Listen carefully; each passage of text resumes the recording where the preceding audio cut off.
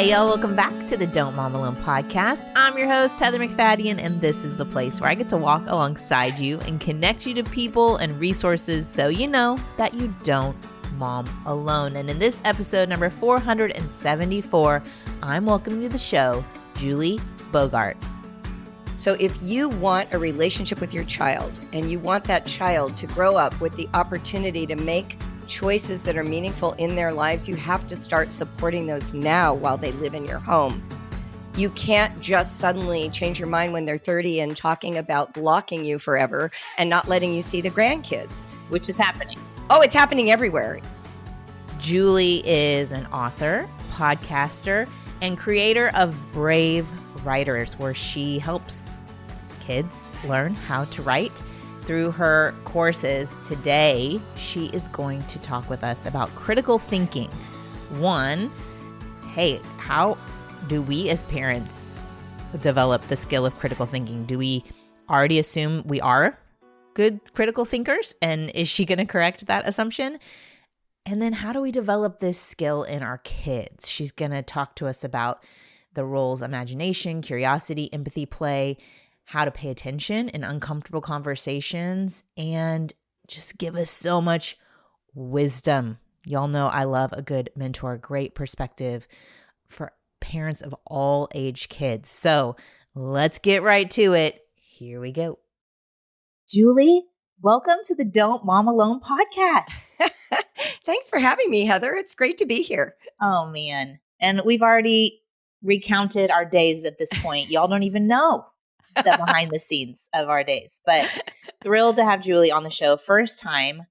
I can't believe it because you're so wise. Okay. Oh, thank you. Wow. This is your gifting. Just walk in that. You already are. You're teaching people how to teach their kids to write. Brave Yes. writer, going strong for over 22 years. Is that right? We're at 25. Oh my gosh. I know. It's amazing. That's amazing. Yeah. I saw that and I was like, where do I sign up? Where do I sign up? All the amazing. moms that, whether your kids are homeschooled or not, you're like, yes. Totally. Help me. And you have Brave Learner because you homeschooled for over 20 years. Bless your soul. Bless your soul. And the newest book is Raising Critical Thinkers. And that's what really caught my eye. I thought, now that I have teens, you recognize that false sense of control is what it is, false. And they're out in the world and you want them to be the filter. I've always said that, but like equipping them to be the filter who think for themselves when the world's inundating them with false ideas. It's like, how do we do that? So welcome. Teach Thank you. us. Oh my goodness. Thrilled to be here. Love this topic. It's my favorite thing. I feel like I've been thinking about thinking for over 30 years. I think that the internet really catalyzed a whole kind of direction that I wasn't anticipating. At the time, I was active in a local church and I was ghostwriting for the founder of our denomination. And I hopped online with all these homeschool moms. And we were all pretty homogeneous group, right? We were on these discussion boards and we were mostly white, all married, heterosexual, conservative politically, evangelicals, like in our faith beliefs. And I just assumed it would be homogeneous, happy space where we all supported each other. And, within a year, there were literal online bloodbaths over whether or not to bottle feed or breastfeed, whether you should have a VBAC, whether home births versus hospital births were the right thing. And that was just like the tip of the iceberg. When we got into theological conversations, it got much more heated and a lot more dramatic. And part of what shocked me wasn't so much that people had different opinions, although those things also concerned me because the belief structure I had at the time is that the Holy Spirit guides you into all truth. And so why aren't we all on the same page if it's the same Spirit? So that was a problem. That was a theological question. You couldn't imagine any other, your imagination was stilted. Yes, I think because we all, before the internet, were siloed so much more than we became after the internet. Now, with the way algorithms work, we're kind of re-siloed. But in the early days, when there wasn't that algorithmic control, we were being exposed to a much wider variety of perspectives and beliefs and types of people than you could imagine being exposed to in your local community. And one of the questions that emerged for me wasn't so much who's right, but why does everyone think they're right? Because the way people behaved was sort of like, hey, I gave you a fact and I told you the authoritative source. So why aren't you just falling into line? That's the energy. The energy isn't, oh, let's discuss this idea and figure out how to understand it in multiple ways and then kind of decide for ourselves what we think. It was more like, hey, Julie, wake up. Here's the fact. And I cited this authoritative source that supposedly we both share. So discussion over. And that belief that all I have to do is assert my position, cite a fact, and cite an authority, and everyone should agree became fascinating to me. I'm like, why does everyone feel this way? And why aren't we all aligned? So that's really the genesis of my interest in thinking. And it's so interesting because I do think, like, if we look at our parents' generation and our kids, like, if I think about the difference on how they would present an argument, you're right. I would think our parents, that is it. They state a fact, they state an authority, and you should believe it. And then the kids are like constantly questioning, and that authority doesn't mean anything to them, which is super disruptive for us in the middle of like, we kind of get both. I don't know. I understand where both are coming from, Yeah. but I don't know how to help the ones below me. And I don't feel like I've been equipped to guide them. Interesting. Yeah. So that is exactly why I wrote Raising Critical Thinkers. That book is written for adults. And one of the tricks of writing it is that I knew I had to teach parents how to think critically if they were going to raise critical thinkers. Because one of the things I've learned by being on podcasts, radio shows, speaking at conferences, no matter who the host is, everyone thinks that they are good at critical thinking. It's all the other people who are bad at it. I will raise my hand and say I am not good at it. Okay. You can be your first. Well, you know what, Heather? I appreciate that because the way people talk about critical thinking reminds me of how they talk about driving. Most people think they're good drivers. And I'm always the first to say, I am objectively not a good driver. I'm a good enough driver, but I'm not a good driver. I mean, I have 6 or 8 accidents in my history over my decades. So it's important to have accurate self-awareness around these things. The thing about critical thinking is this. The reason we think we're good drivers, the reason we think we're good at critical thinking is we are literally behind the steering wheel of our own thought lives. All the inputs that help us make judgments and assemble a worldview are fully available to us inside our bodies, even if we can't articulate them with words.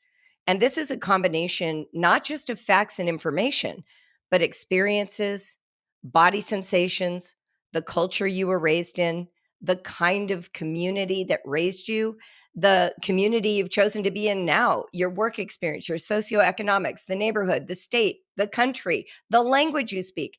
These all exert a kind of invisible pressure and shaping on which views you're allowed to have and which views will get you kicked out. And so over time, we assemble this worldview and it feels like skin. We can't even tell that we have it. It just feels natural, right, and true.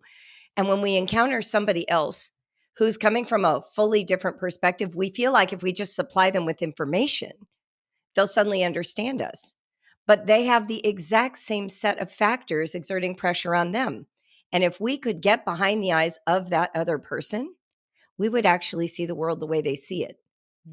We would, because that's what it takes to form a worldview. It's all those factors.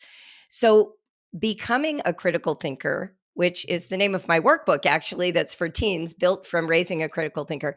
Becoming a critical thinker starts with self-awareness. It doesn't start with analyzing views or other people's ideas. It starts with making visible all those invisible pieces that shape the way you think. That's where it starts. Wow. Okay.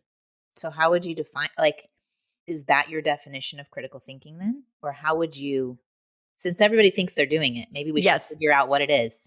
I love that because actually asking for definitions is probably the key way to grow as a thinker also. Like if somebody is talking to you about a social issue, always ask them to define their terms because the way your community uses that language and the way they do is likely not reconcilable. And you immediately discover, oh my gosh, we're talking about 2 very different things using the same words. So when I talk about critical thinking, and this is my definition, someone else could define it differently, is this self-awareness to recognize when your bias and your viewpoint kick into gear and prevent you from actually learning about what other people think, what other perspectives exist. So critical thinking starts with noticing how you get protective of the way you think, how your bias shapes how you perceive another viewpoint. And then we can exert sort of those tools to examine another viewpoint. So one of the examples I like to give is I'm 62, so I'm old. And I have a lot of high school friends, right, who are on Facebook. We're like that weird group of people who joined Facebook during our 30th year anniversary of graduation from school, right? So we all hopped on, and I hadn't seen these people in 30 years. They hadn't been online yet. Suddenly we're all thrown into this stew. And I have memories of who these people are, but I haven't updated any of them. And as I'm scrolling through their Facebook accounts, I'm suddenly discovering they have political views that don't align with mine, that they have views about California. I'm now living in Ohio that don't align with mine anymore. And I'm thinking to myself, wow, that person really went the wrong way. Like I'm like a judgment of like that direction. Yeah. Total judgments, right? Yeah. I always say that one of my tells that I'm not critical thinking is smugness. It's the feeling of self-righteous truth. Like, I know, how could they not know? Smugness is a big tell. Okay. So what I've learned to do, and what I even had to do back then, was pause and just notice that I was exerting a feeling of superiority as a self-protecting mechanism. Like, why does it matter to me that I'm right and she's wrong? And further, if I'm going to read that article she posted and it's from the news source I don't like and it identifies with a political candidate I don't approve, rather than just judging it, what is it about her life that led her to draw the conclusion that these are the ideas, the people, and the beliefs that help her feel right side up in the world, that help her feel safe, that help her feel that she is on the path of truth? Because until we understand it in that sort of subjective, affective way, we stay at the level of combating each other with sources of authority and facts. And all the psychological research shows that that's not what changes people's minds. We are all so conditioned to be a part of a community that most of our beliefs are actually aligned with the people we love and want to be identified with. And they really don't have much to do with the factual nature of them. There can be facts, but it isn't the fact that drew us over. It's usually the people. That's what traps us. That's what keeps us from actually examining our own views. Did y'all know that Green Chef is owned by HelloFresh? Y'all know I'm a big fan of the meal kits, but with Green Chef and HelloFresh, there's a wider array of meal plans to choose from, something for everyone. I love switching between the brands, and now as my listeners, you can enjoy both brands at a discount with me.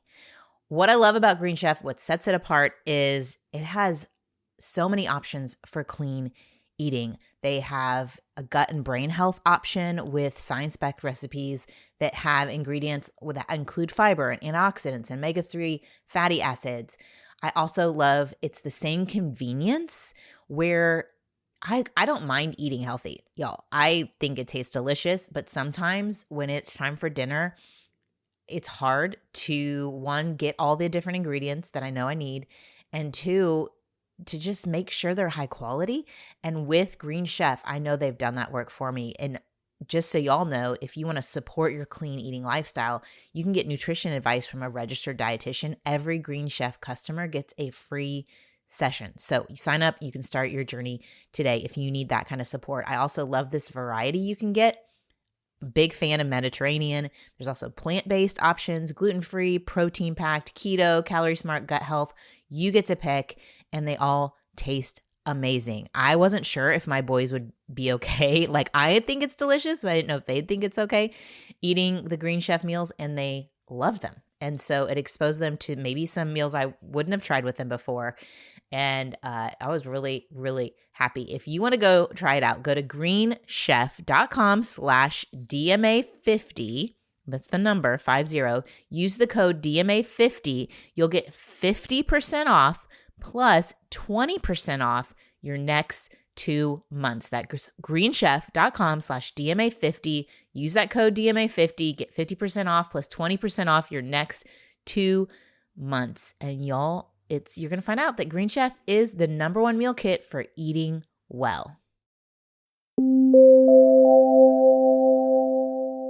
My brain's going a little crazy right now because I'm thinking, you said the word feel, that they hold these beliefs because it makes them feel right side up. And I'm thinking about those of us that are more feelers than thinkers, and those of us that are more thinkers than feelers, or doers, and they just avoid both.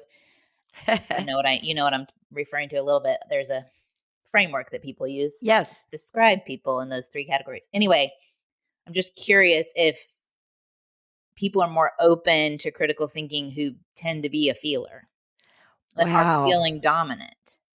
What because an amazing question. They can empathize with that more. You know, I did not know that's where you were going to go with this question, and I love it so much. Oh, good. I do think empathy we'll talk about in a minute, but having the capacity to imagine somebody else's experience is an invaluable critical thinking tool. When we do textual criticism, for instance, like if you're going to read, let's say, an archaic text like the Bible or the Gettysburg Address or the Declaration of Independence, a lot of times what we're doing is we are bringing our 21st century sensibility to those readings, and we're reading into it things that we hope it says for us today.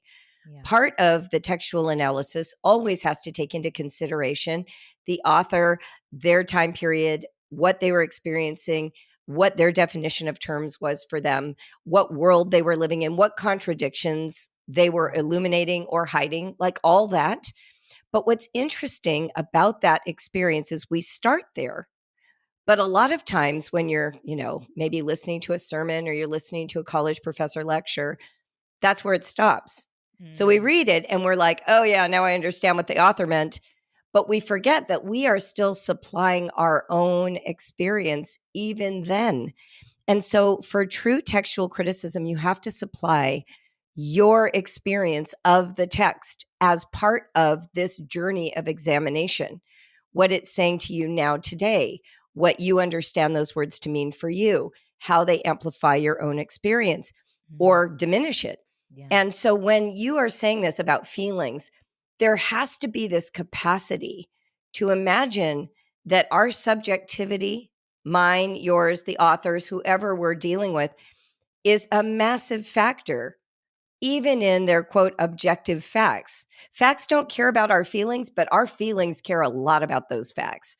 I always say we can both look out the window and say that it's raining. One of us will be happy, one of us will be sad.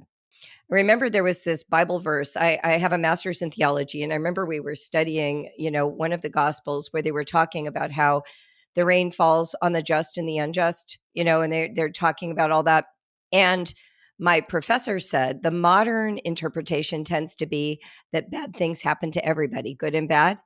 But in the first century, rain falling was positive. So what it meant was actually blessings happen to the just and the unjust, which completely flips the meaning of that scripture.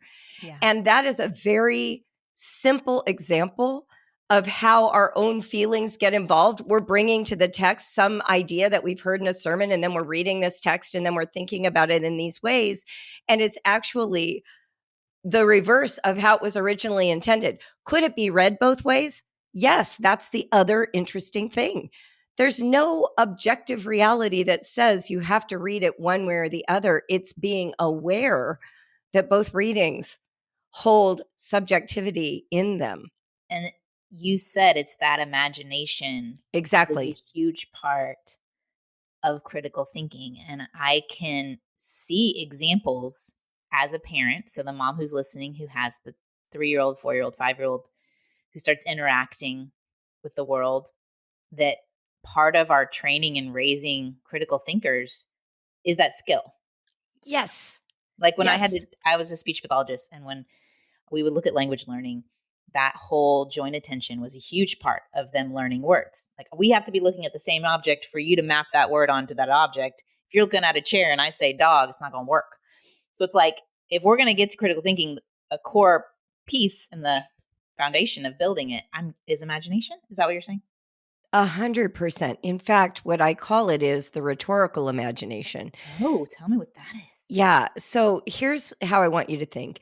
Okay. When your kid is small, they put on all kinds of dress up clothes, right? They want to be Robin Hood. They want to be Mulan. They want to be a Disney princess, right? They're acting out other characters. That's what acting is. Acting is literally adopting the characteristics and the belief structure of someone that is not you.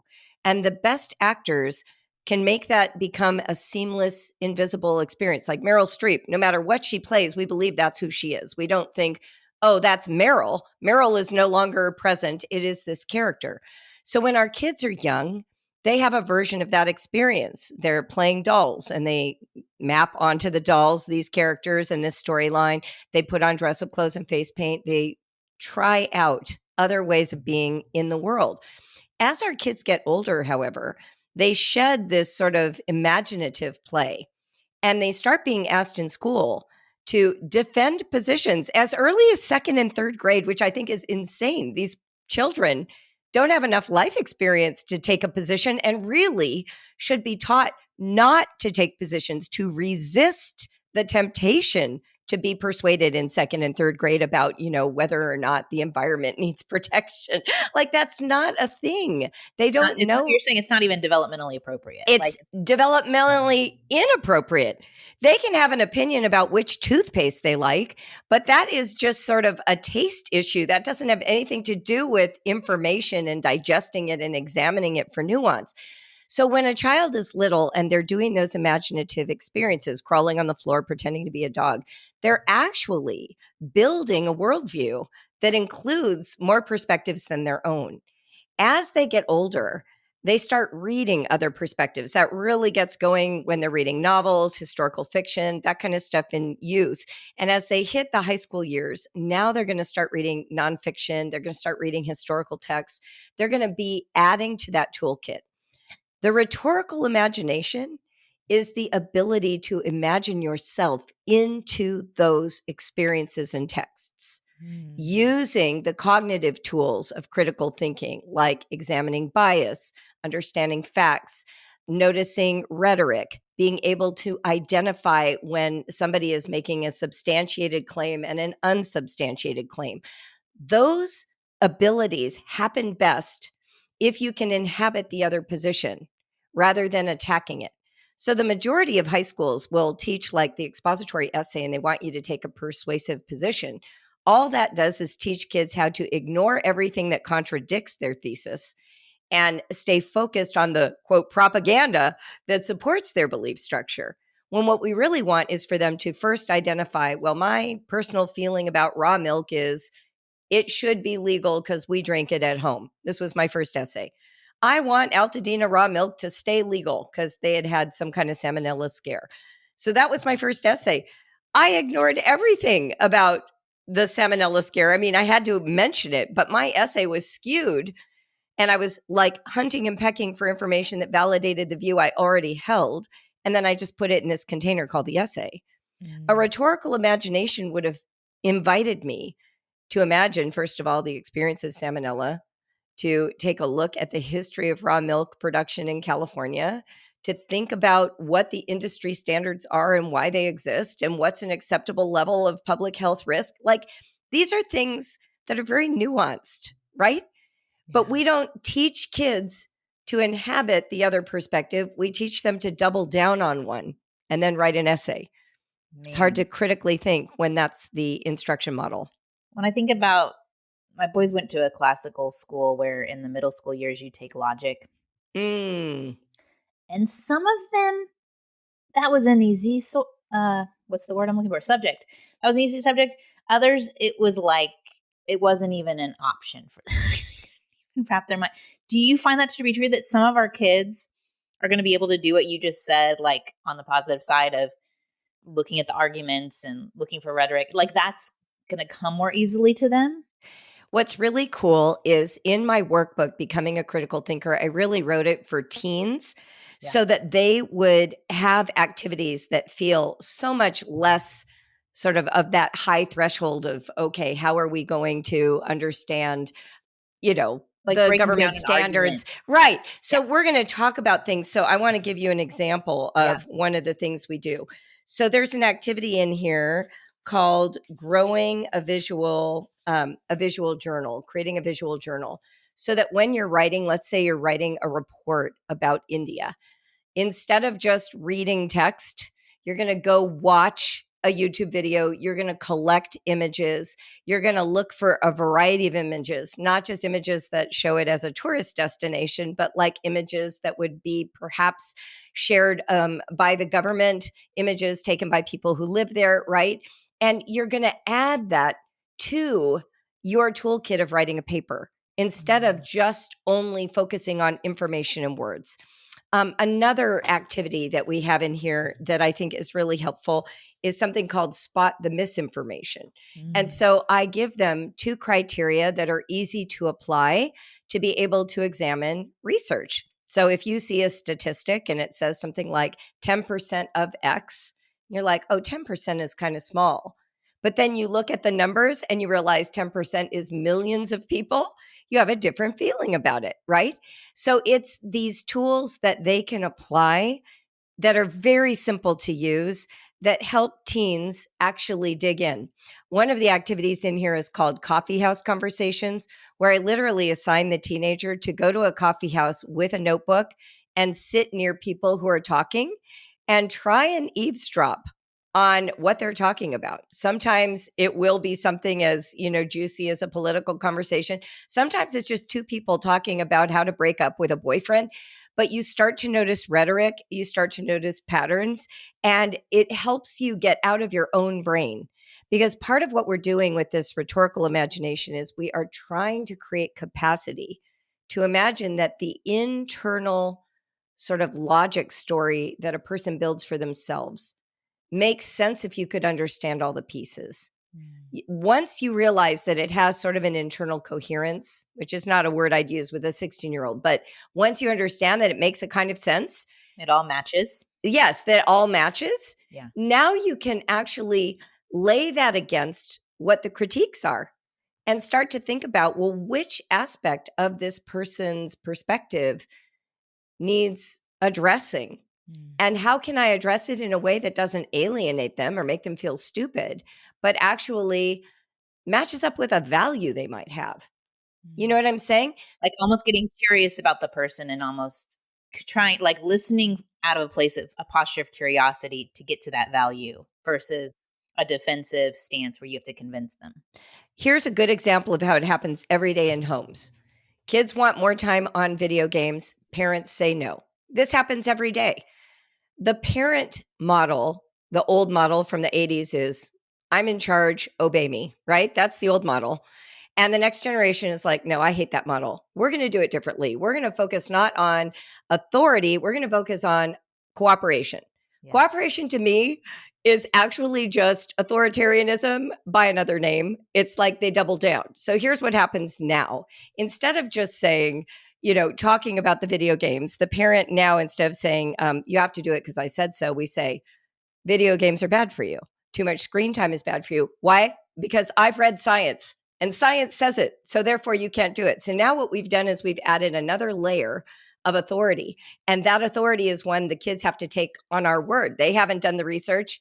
So now these kids are like 2 layers of authority away from having an internal understanding that they choose for themselves. They are obeying the parent who is telling them to obey science that they haven't examined. So how would we handle this if we want to create critical thinkers? We actually start with the child, kind of what you just said. We get curious. Oh, well, how much more screen time do you want? I want to be able to play whenever I want, all night long. That's what I want. Wow, tell me what that would be like. If you played all day and all night, what would that feel like? Why would that be amazing? Well, my friend who plays in Budapest is on in the middle of the night, and he's really good. And if I played with him, I'd get better at it. Well, what hours is he on? Well, it's usually like 2 to 5 in the morning, Mom. That's why I try to stay up really late. And sometimes you don't even know it. I come down in the middle of the night and I play with him. Oh my gosh. Wow. Are you tired? Well, not really, because I end up sleeping in since I'm homeschooled. Okay. Well, that's interesting. I feel really uncomfortable with that. You do? Why? It makes me mad that it makes you uncomfortable. It's my life. Have a freaking conversation. This literally happened in my family. My son had a friend in, I think it was Slovakia, and they played in the middle of the night, and he was homeschooled. So we just rearranged his schedule, and he stayed up all night and he slept during the day and he did his homeschool in the afternoon. Why not? Why not? What was it about this sort of authoritarian, fear based model that was serving either of us? When your child has a different perspective, it is coming from a logical place. I'm not saying you have to accommodate it, but if you don't understand it, it's going to be a mismatch of why you won't let them. And I'm thinking, let's say you have this kid who's staying up all night and they have to go to school the next day, and you're like, that is not good. Could you let them find that out by doing it? Could you? Why do we have to tell them in advance, you're not going to succeed at school if you do this? You're going to be too tired. What if we just find out? Will they be too tired? If we're worried about them, getting into porn or whatever, can have a conversation about that. I'm nervous about this. I don't know how to do this in a way that supports you. I want to support you. This is what I'm nervous about. How do we meet both our needs? My need for your security and safety, your need to play with this friend in the middle of the night. And maybe don't have an answer right away. Maybe it takes 2 weeks of conversation. We are so quick to double down on authority and call it, Gentle wonderful, parenting. gentle parenting. And it's not. It's actually doubly worse for the kid.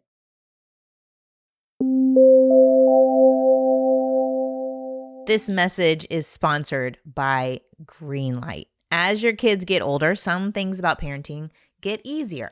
My boys can get themselves dressed and feed themselves and actually drive themselves to jobs. Now, teaching critical thinking, to me, that's harder. Sometimes having conversations about money and how to manage money that they make at those jobs can be tricky. What I think has helped our family, I learned about from my older brother. Shout out to John. It's called Greenlight, and it's a debit card and a money app that's made for families. What I think is super helpful is it makes it easy for them when they are out and about on their own to spend money. Even my 12-year-old has a card. Each boy is assigned a card.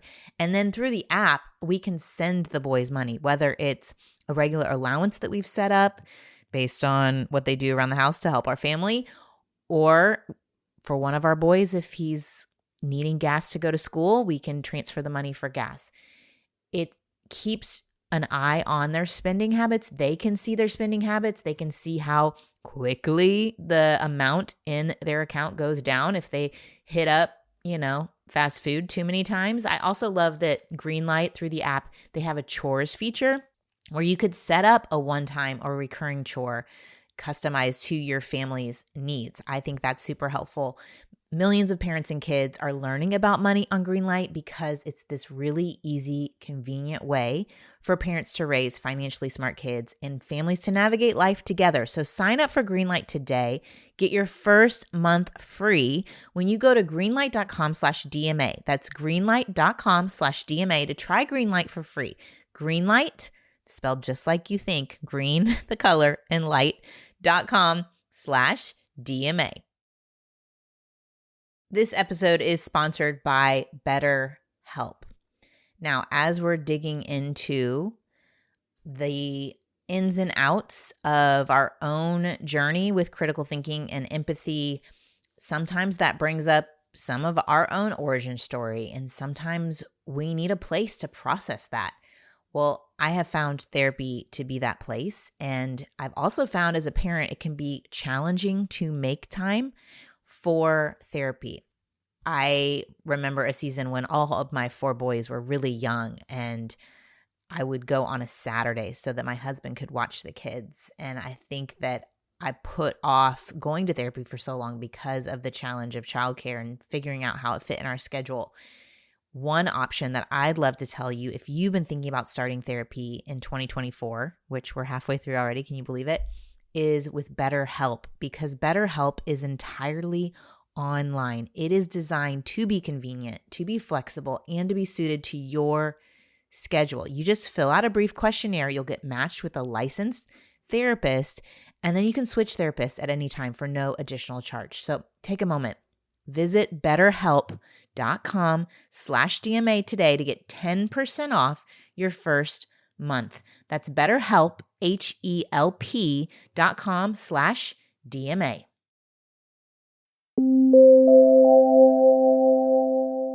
Yeah, I think I saw I don't know if I was listening to an interview you did, but it was with that model of cooperation, you're still valuing your agenda.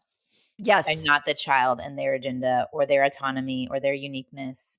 Like, it's not actually gentle. And I think that's super, super interesting. I think, like you talked about fear for a second, what I've noticed as someone who was homeschooled and went to a Christian school and went to a Christian college is the ability to bubble wrap my thinking and keep me in that silo was an option.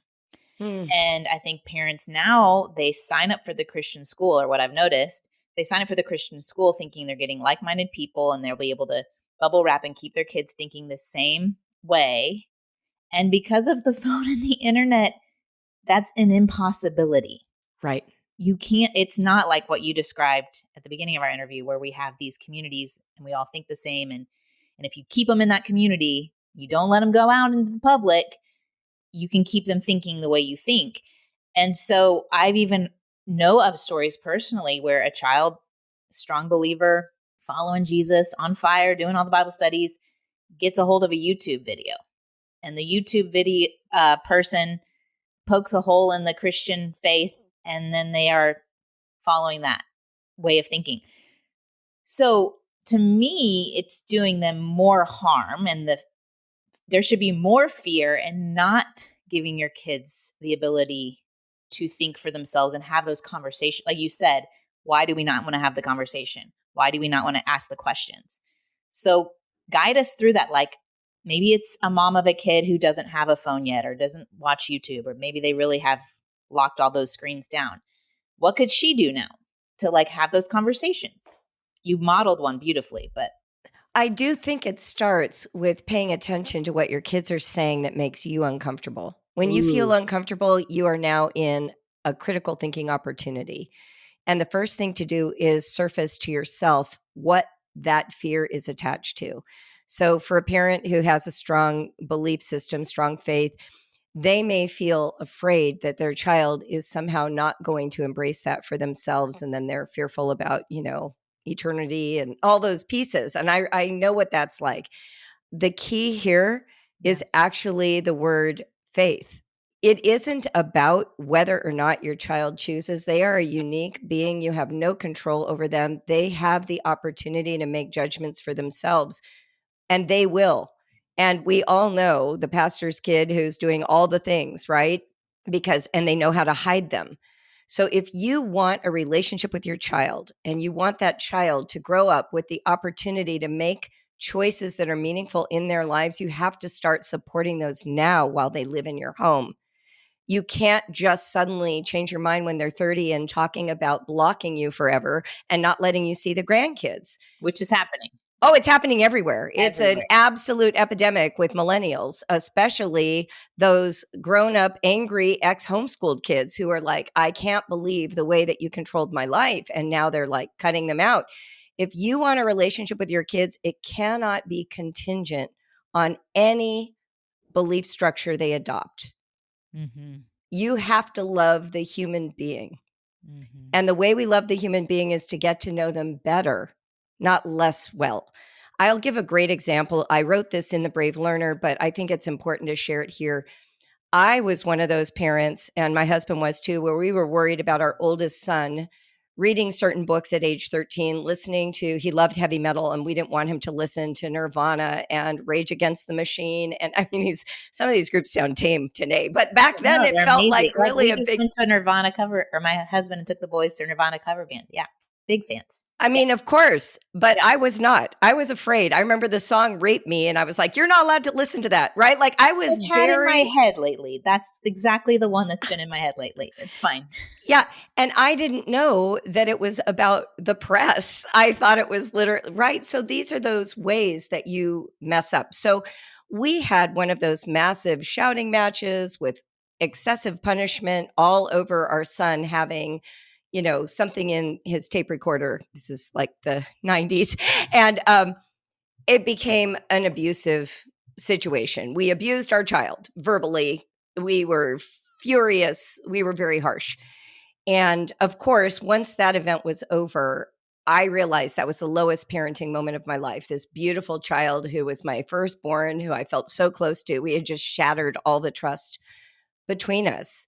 And my husband and I at the time realized it within a day. And we started sort of the long road of repair. I remember he took Noah to this heavy metal concert that had, Mudvayne and all of these, Metallica.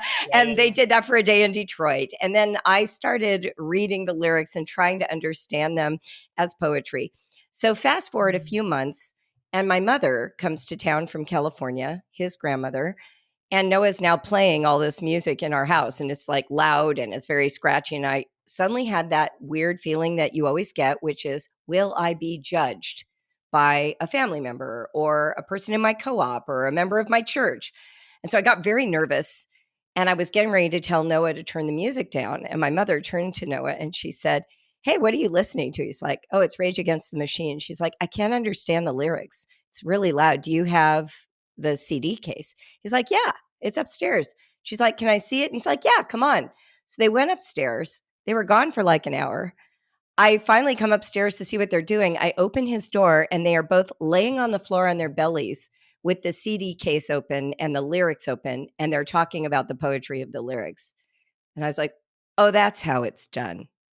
That's how it's done. My mother, who was in her, 60s, I think we need to remember that this connecting that we do with our kids is around their humanity, not around protecting them from other bad people.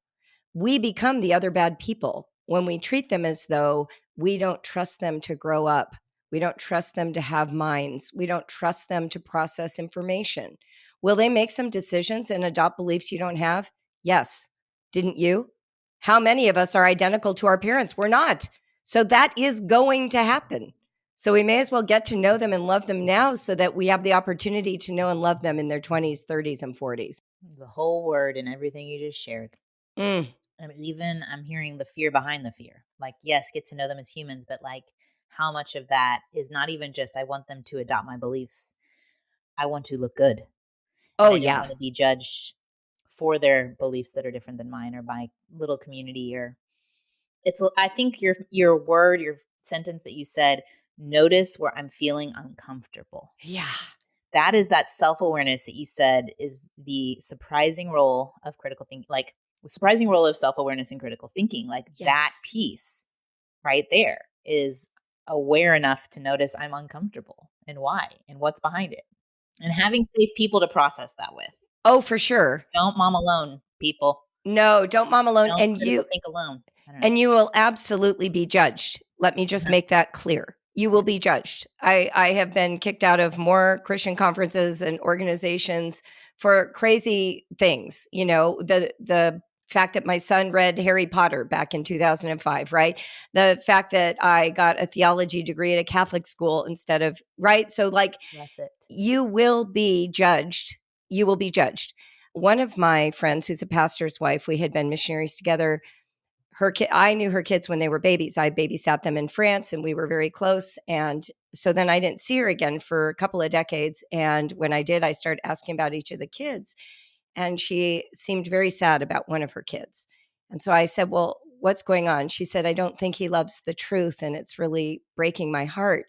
And I said, well, what is his job? And what she meant by doesn't love the truth is he wasn't going to church anymore and didn't have a Christian belief. And so I said to her, well, what is his job? And she said, he works with Habitat for Humanity. And I literally got tears in my eyes. And I said, this is a kid who loves the truth. She says, but it's not the right truth. I'm like, this is the truth.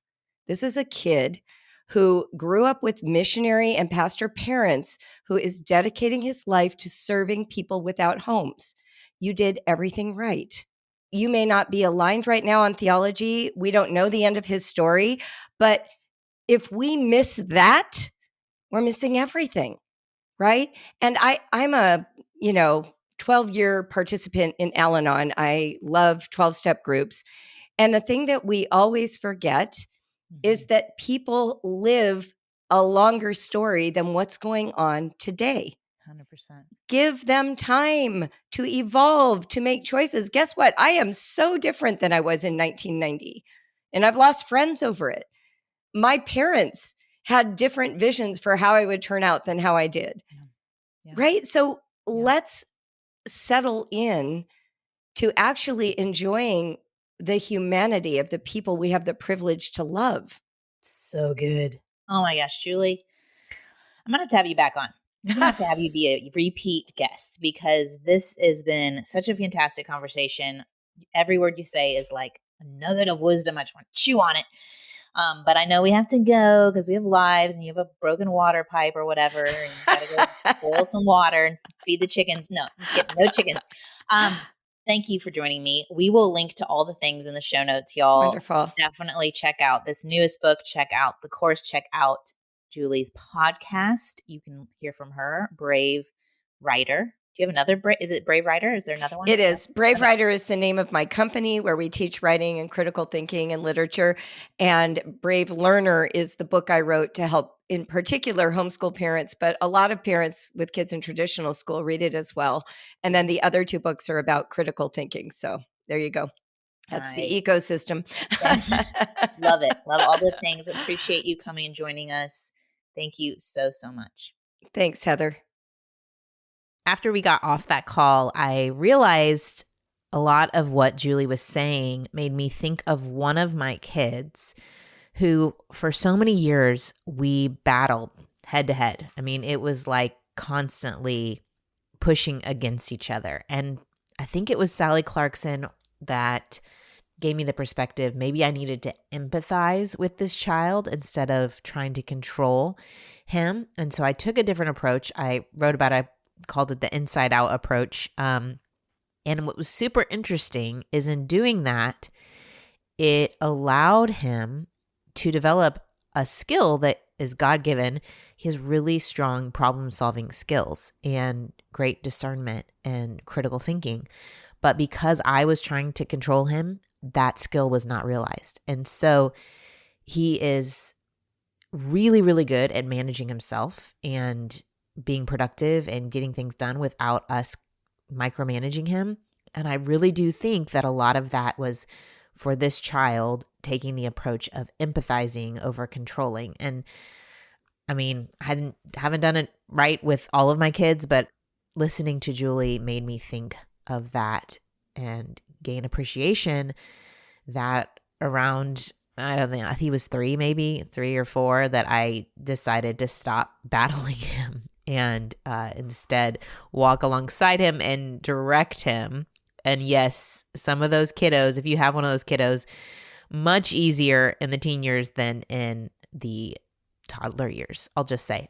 I'm going to pray for us, though, as we raise these critical thinkers. Lord, I thank you for Julie. I thank you for the work that she's done. And I thank you that you gave us minds, that you also gave us the ability to imagine, and that we could use that gift of imagination to connect with others, to see others' perspectives, to empathize. Lord, we thank you that we aren't just robots, but that you gave us the ability to empathize and to be curious and to ask questions. And so, Lord, I pray that we would lean into your spirit, that your spirit would control us in those ways, that we would have that fruit so we wouldn't have to prove ourselves or control our environment to feel safe, but that we could find our safety and security in knowing who we are in you.